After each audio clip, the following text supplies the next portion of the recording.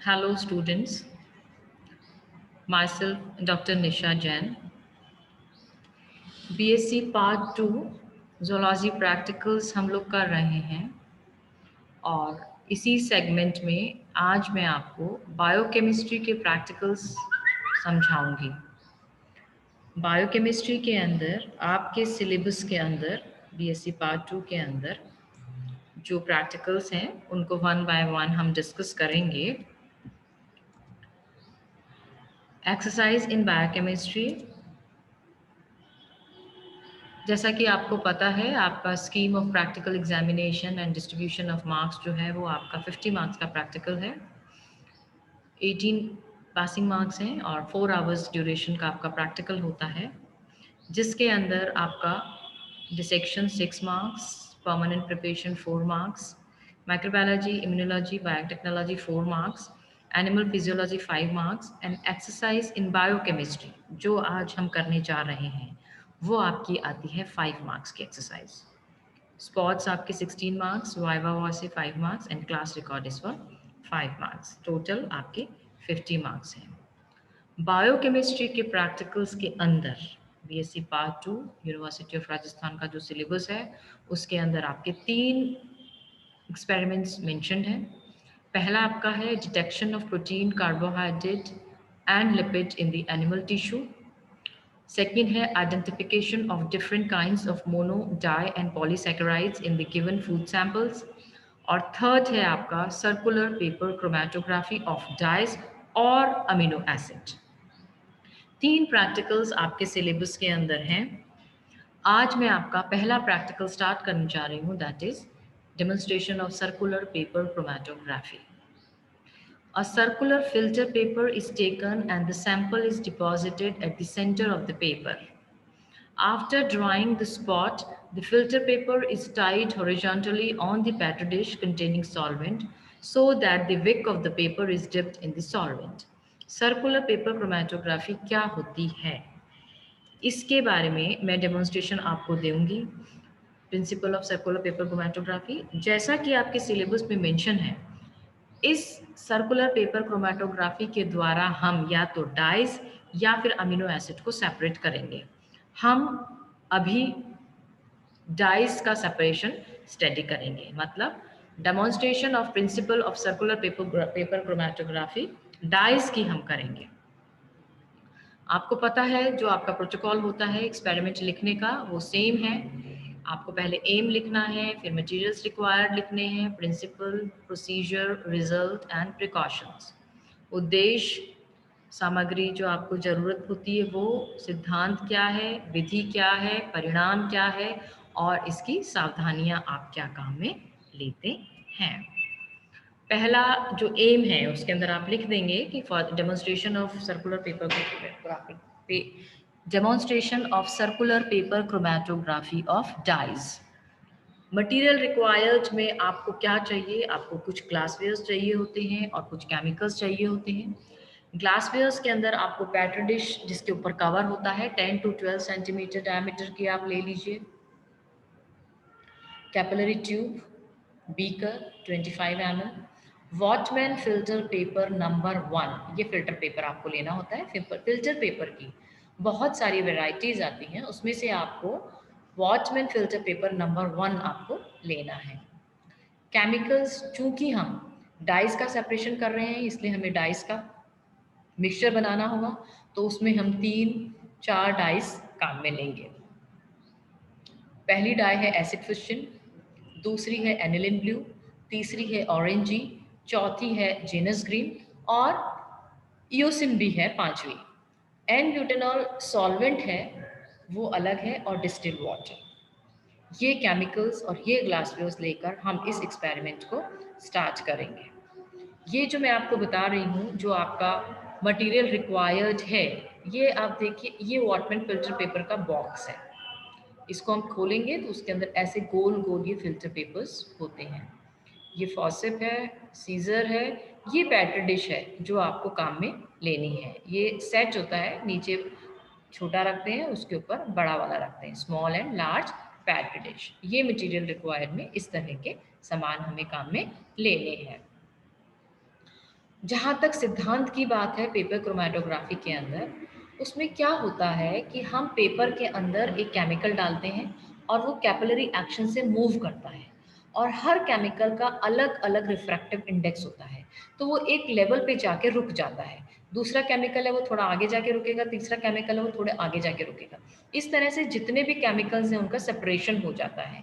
इसके अंदर सिद्धांत के अंदर हम लोग जो सेपरेशन करते हैं वो अमीनो एसिड्स का करते हैं, डाइस का करते हैं, लेकिन इसके अलावा भी कई ब्लड प्लाज्मा, यूरिन, हार्मोन्स, इनका भी सेपरेशन किया जाता है।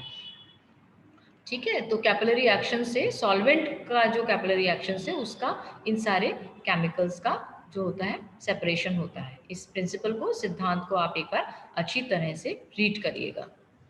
हमें इसमें निकालना पड़ता है the rate of movement of molecules is known as RF value. What is RF value?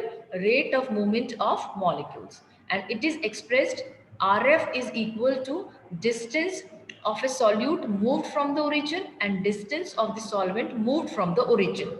RF value होती है distance of the solute moved from the origin and distance from the solvent moved from the origin. तो RF value जो होती है substance is similar under particular set of condition, and therefore RF value is used for identify and separating a substance from biological materials of the different sources. यहाँ पर paper जो है वो stationary phase होता है, जो सॉल्वेंट होता है वो मोबाइल फेज होता है। ठीक है, पेपर जो है वो स्टेशनरी फेज होता है और जो सॉल्वेंट होता है वो मोबाइल फेज होता है। पेपर हम वॉटमैन फिल्टर पेपर 1 यूज कर रहे हैं और सॉल्वेंट हम ब्यूटेनॉल यूज कर रहे हैं। ये आप देखिए, इस डायग्राम से आपको थोड़ा सा समझ आ जाएगा। ये एक पेट्री डिश है, एक ये नीचे पेट्री डिश है। ये निशान जो लगा हुआ है इसमें हमने सॉल्वेंट एन ब्यूटेनॉल डाल दिया है, जिसको हमने क्या बोला है, मोबाइल फेज। ठीक है, ये पेपर लगाया है हमने, ये पेपर गोल जो दिख रहा है ये पेपर है, इसको हमने क्या बोला है, स्टेशनरी फेज। ये आपकी दिस इज आप पेट्री डिश, यहाँ पे एक मोबाइल फेज लिक्विड भर दिया है और ये स्टेशनरी फेज है जो फिल्टर पेपर है। इसके सेंटर में हमने एक स्पॉट लगाया है, एक छोटा सा स्पॉट लगाया है।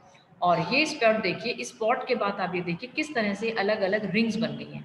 अलग अलग रिफ्रैक्टिव इंडेक्स होने की वजह से अलग अलग डाई जो है, कलर बैंड जो है वो सेपरेट हो गए हैं वॉटमैन फिल्टर पेपर 1 के ऊपर। ठीक है, मैं आगे और आपको दिखाती हूँ। अब प्रोसीजर क्या होता है इसका, प्रोसीजर को मैं आपको और डायग्रामेटिकली आगे समझा देती हूँ। इस प्रोसीजर में हम क्या करते हैं, सबसे पहले फिल्टर पेपर लिया, इस फिल्टर पेपर को हमने ऐसे फोल्ड कर दिया, एक फोल्ड किया फिर दूसरा फोल्ड किया तो एक ट्रायंगल सा बन गया, कर दिया इसको फिल्टर पेपर। अब इसको हमने खोला तो खोले में हमें सेंटर पॉइंट मिल गया। यहाँ पे इस सेंटर पॉइंट के ऊपर हमने क्या करा, एक जो मैंने 25 ml का बीकर लिया है उसके अंदर हमने सारी डाइज डाल दी, थोड़ी थोड़ी सी, एक एक ड्रॉप, एसिड फुस्टिन भी डाल दी, एनिलिन ब्लू भी डाल दी, ऑरेंज जी भी डाल दी। ठीक है, वो डाइज डाल दी और उनको मिक्स कर दिया। अब ये जो बीकर आपको दिख रहा है, ये जो बीकर दिख रहा है, इसमें से हमने एक ड्रॉप यहाँ पे डाला, किसका, डाइस का। और ये जो नीचे पेट्री डिश है, ये जो आपको दिख रही है ना नीचे, इस फिल्टर पेपर के नीचे ये पेट्री डिश, इसमें हमने एन ब्यूटेनॉल सॉल्वेंट भर दिया। आ गया आपको समझ में? मैं आपको दोबारा बताती हूँ। फिल्टर पेपर लिया, उसको ऐसे फोल्ड किया, सेंटर पॉइंट मिला, इस सेंटर पॉइंट के अंदर हमने एक छेद किया, छेद करके एक हमने छोटा सा 3-4 इंच का धागा लिया, उसके ऊपर गठान लगाई और उस गठान को उस धागे को इसके अंदर घुसा दिया, इसके अंदर छेद करके और उस धागे को घुसा दिया। ये धागे की गठान आपको दिख रही है। इस गठान के ऊपर हमने क्या करा, एक बीकर लिया, इस बीकर में हमने डाइज ली, 3-4 डाइज मिक्स कर ली, उस डाई की एक ड्रॉप हमने यहाँ पे डाल दी। ठीक है, और नीचे जो हमारा पेट्री डिश है उसके अंदर हमने एन ब्यूटेनॉल डाला और इस पेट्री डिश को हमने ऊपर से ढक दिया। नीचे एन ब्यूटेनॉल है, उसके ऊपर पेपर है जिसके अंदर थ्रेड लगा हुआ है और एक ड्रॉप हमने डाइस की डाली हुई है और उसको ढक दिया। और ढकने के बाद, जिससे हम ढकते इसलिए क्योंकि अदरवाइज एन ब्यूटेनॉल इवेपोरेट हो जाता है, उसका वाष्पीकरण हो जाता है, तो हम उसको ढक देते हैं। थोड़ी देर बाद after few minutes in this setup, हम जब फिल्टर पेपर को बाहर निकालेंगे तो ये देखो हमने सेंटर में डाई डाली थी, ये blue colour, aniline blue, acid fuchsin and orange G, ये तीनों डाइस का जो है वो सेपरेशन हो गया है, हो गया सेपरेशन। अब हम क्या करेंगे, और ये सॉल्वेंट जो है, ये सॉल्वेंट हमारा यहाँ तक पहुँच गया है। ठीक है, अब इस पॉइंट से लेके और इस पॉइंट तक तो हो जाएगी सॉल्वेंट्स की वैल्यू, मतलब ये देखिए 6 सेंटीमीटर्स मैंने यहाँ लिखा है। अगर मैं कुछ ऑरेंज ही हमने यहाँ से यहाँ देखा 4.4 सेंटीमीटर्स, एसिड फुस्टिन 3.2 सेंटीमीटर और ये ये वाला जो है ब्लू वाला, इसको भी हम देखेंगे तो ये 3 सेंटीमीटर एनिलिन ब्लू। इन सबकी हम स्केल से धागे से धागा रखेंगे और इनकी सबकी मेजरमेंट लेंगे, सॉल्वेंट कहाँ तक ट्रैवल कर रहा है, ऑरेंज जी कहाँ तक किया है, एसिड क्रिस्टल कहाँ तक ट्रैवल किया है और एनिलिन ब्लू ने कहाँ तक ट्रैवल किया है, और इन रीडिंग्स को हम नोट करेंगे। ठीक है, अब हम करेंगे कैलकुलेशन। कैलकुलेशन करने के लिए मैंने आपको बताया है आरएफ वैल्यू निकालनी है। आरएफ वैल्यू बिंदु से उस स्थान तक की दूरी जहां तक पदार्थ पहुंचता है और बिंदु से उस स्थान की दूरी जहां तक घोलक पहुंचता है। अब आप देखिए एनिलिन ब्लू, मैंने यहाँ पर अगर मैंने ये रीडिंग जो है ये दूसरी है, इसमें आप देखिए हमने सॉल्वेंट को लिया 3 सेंटीमीटर तक ट्रेवल किया है, एनिलिन ब्लू ने 2 सेंटीमीटर तक ट्रेवल किया है। इसमें सॉल्वेंट ने 3 सेंटीमीटर तक, एसिड क्रिस्टल ने 2.7 सेंटीमीटर तक, ऑरेंज जी ने 2.9 सेंटीमीटर तक, जबकि सॉल्वेंट जो है वो 3 सेंटीमीटर तक। तो ये जो वैल्यूज आ गई हमारी, इसको डिवाइड करा तो अगर मैं पूछूं कि what is RF value of aniline blue, तो आपका आंसर होगा 0.6 centimetre. What is the RF value of acid fustian? It is 0.9 centimeters. What is the RF value of orangey? It is 0.96 centimeter. These are the results. इस तरह से आपको इसकी गणना करनी होती है। अब आपने आरएफ वैल्यूज निकाल ली तो फिल्टर पेपर पर भली भांति अवलोकन करने पर हम पाते हैं कि इस पर उपस्थित बिंदु से निकलकर विभिन्न वर्णों की सकेंद्रीय गोलाकार धारियां बन जाती हैं। बिंदु से इन विभिन्न धारियों की दूरी नापकर आरएफ वैल्यू का मान ज्ञात करते हैं, जो एनिलिन ब्लू, एसिड फुस्टिन और ऑरेंज जो की ये रिजल्ट है। सावधानियां, फिल्टर पेपर गोल लेना चाहिए जिससे सकेंद्रीकरण परतें बन जाएं। पैट्री डिश ढकी होनी चाहिए जिससे विलायक का वातावरण वाष्पीकरण ना हो सके। फिल्टर पेपर को ठीक प्रकार से सुखाकर सावधानी पूर्वक गणना लेनी चाहिए। रीडिंग्स आपको सुखाने के बाद ही करनी चाहिए, फिल्टर पेपर सूख जाए उसके बाद आपको इसकी रीडिंग लेनी चाहिए। तो ये है किस तरह से हम इसको क्रोमैटोग्राफी सर्कुलर क्रोमैटोग्राफिक एक्सपेरिमेंट को लैब के अंदर करते हैं। अगर हमें मौका मिला तो हम एक्सपेरिमेंट को करेंगे, अदरवाइज इस वीडियो से आप इस एक्सपेरिमेंट को समझ लीजिए। मैं आपको PDF इसका आपके ग्रुप पे भेजूंगी। Thank you very much.